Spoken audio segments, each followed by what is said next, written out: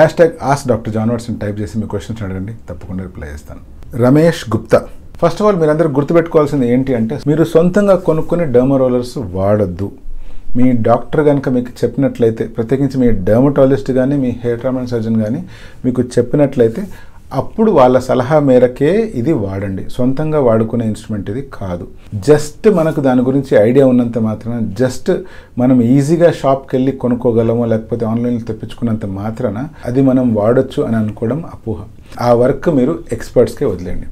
ఇప్పుడు పాయింట్కి వద్దాం. ఇటువంటి డర్మా రోలర్ కనుక మీకే మీ డాక్టర్ వాడమని చెప్పినట్లయితే దీన్ని క్లీన్ ఎలా చేసుకోవాలి అంటే, సర్జికల్ స్పిరిట్ కానీ లేకపోతే స్టెరిలైజింగ్ సొల్యూషన్స్ కానీ ఏవైతే అందుబాటులో ఉంటాయో వాటిలో దీన్ని డిప్ చేసి ఈజీగా క్లీన్ చేసుకోవచ్చు. వాటి తర్వాత మళ్ళీ దీన్ని ప్లెయిన్ వాటర్తో కనుక క్లీన్ చేసి డ్రై చేసి స్టోర్ చేసుకోవాలి.